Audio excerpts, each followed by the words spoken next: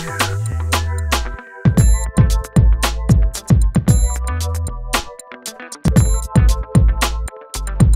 safari de Peaugres a été créé en 1974, donc ça commence un peu à dater, et on se trouve exactement dans la pointe nord du département de l'Ardèche, à 1 heure de Lyon, à 3/4 d'heure de Saint-Étienne et 3/4 d'heure de Valence. Donc on est vraiment au milieu du triangle entre ces 3 grosses villes.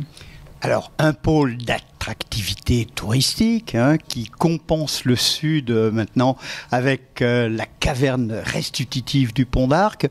Comment définir ce safari park de Peaugres ? Alors, le safari de Peaugres a plusieurs vocations. À la base, c'était effectivement une structure totalement touristique pour attirer des touristes dans le Nord Ardèche. Et depuis plus de 25 ans, on a aussi toute une partie conservation des espèces, où on reproduit des espèces menacées afin de les préserver génétiquement, parce qu'il y en a malheureusement beaucoup qui ont des gros soucis dans la nature, donc on essaie de les préserver sur place. Et on a Cela parce que vous faites partie d'un réseau. Parce qu'on fait partie de l'Association européenne des eaux et aquariums, qui chapeaute un peu tous les programmes d'élevage et qui a le livre des origines de chaque espèce, qui va pouvoir retracer tous les arbres généalogiques des animaux captifs actuellement dans les parcs membres, et qui va faire des mariages, on va dire, qui va dire, bah voilà, le petit mâle tigre, le moins consanguin possible. Le moins consanguin, d'où l'utilité des studbooks, en fait. C'est pour ça, donc en fonction de ces informations-là, il va déterminer que l'animal qui est né à Peaugres, par exemple en 2016, doit partir à Berlin pour se reproduire avec une femelle qui viendra de Lisbonne, par exemple, pour préserver la génétique, enfin tout le caractère, le pool génétique, au niveau de toutes les espèces, de garder le meilleur pool génétique possible sans faire de la consanguinité. Cécile Dubois, quelques mots sur 2016. Ça a été une belle année pour vous ? Alors 2016 a été une bonne année. C'est vrai qu'on a eu pas mal de visiteurs. On tourne à peu près à 300 000 visiteurs et ce sont uniquement les visiteurs qui nous permettent de vivre, parce qu'on est un parc 100% privé, donc on n'a pas de subvention. Donc c'est sûr qu'on a besoin des visiteurs pour mener à bien notre mission de conservation aussi, parce que c'est grâce à eux qu'on peut le faire.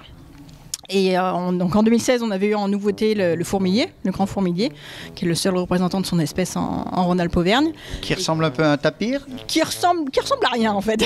Ça a un nez très allongé, ça a un pas de dents, un museau en forme de tube avec une grande langue de 50 cm de long qui va lui permettre d'aller coller les fourmis en fait dans les fourmilières. Et c'est vrai que c'est vraiment sympa à voir. Donc là, on a fait une demande pour avoir un mâle. Donc maintenant c'est au coordinateur du programme d'élevage de regarder s'il pourrait nous trouver un mâle pour notre petite Julie, parce qu'elle ne reste pas toute seule, même s'ils sont des animaux solitaires. Donc j'ai remarqué, Cécile, qu'au Safari Park de Peaugres, les animaux avaient des noms, pour ne pas dire des prénoms humains.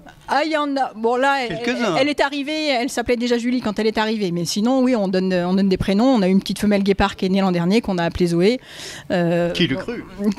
On leur donne des prénoms, alors pas forcément des prénoms humains, mais on aime bien. C'est vrai que c'est plus pratique. Enfin, vous humanisez en fait ce lieu. Alors, on ne veut pas tomber dans l'anthropomorphisme. Mais c'est vrai que c'est beaucoup plus pratique pour nous, plutôt que de parler, c'est la femelle guépard qui a l'oreille droite avec un peu plus de blanc que l'oreille gauche et tout ça. C'est plus facile de dire, c'est Zoé.